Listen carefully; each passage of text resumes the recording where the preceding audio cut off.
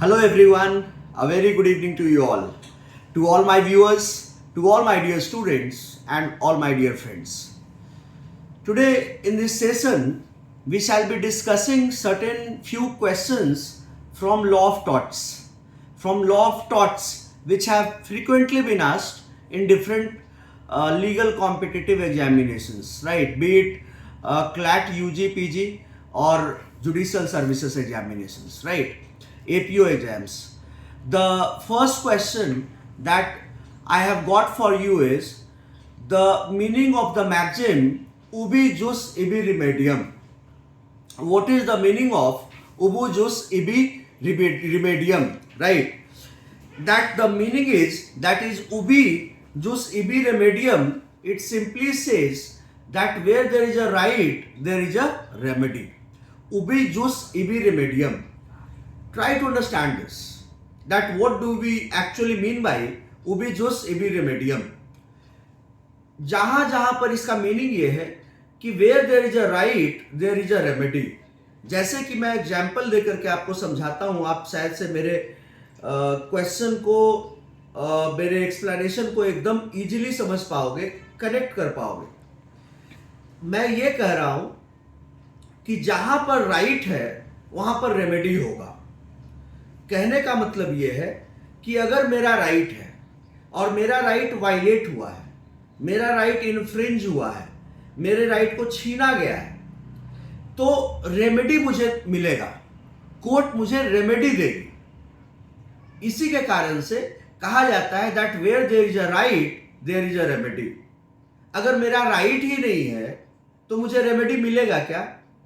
जब मेरा राइट ही नहीं है, when my right does not exist, then I cannot have any remedy, क्योंकि मेरा राइट ही नहीं है.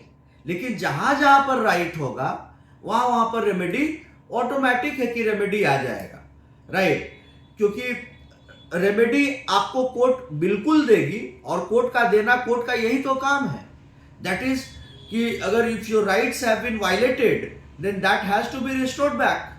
तो जब जब राइट होगा वहां पर रेमेडी उसको एड्रेस करने के लिए आएगा, right? This is the first question that we had for you.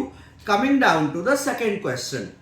The second question is that the Vidyavati versus state of Rajasthan is a case under law of torts relating to, and my dear students, the options are A tortious liability of corporations, second one is tortious liability of a company, third one vicarious liability of state, and the fourth one is none of the above, right?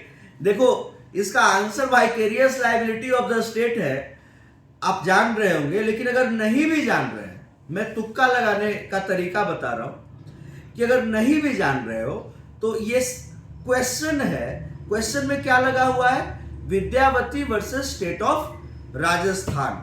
State of Rajasthan, तो राजस्थान जैसे ही लगा हुआ है तो राजस्थान क्या है? State है, state है.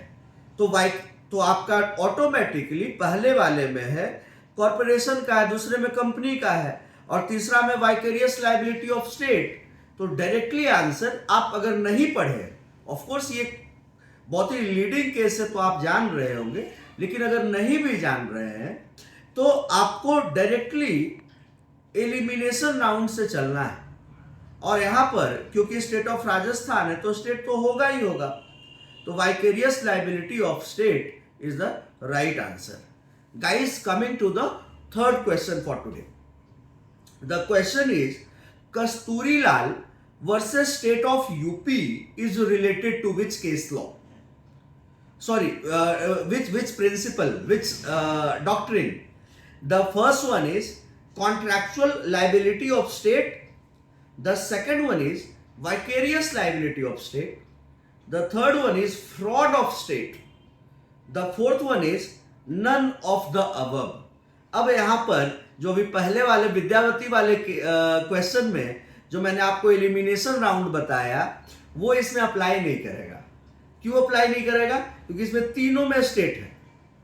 तो आप किस में लगाओगे? उसमें तो एक ही स्टेट था, तो आपका काम चल गया अगर आप नहीं भी जानते हो तो। लेकिन इसमें तीनों में स्टेट है, तो ऐसे क्वेश्चन को तो खैर आपको रटना ही पड़ेगा।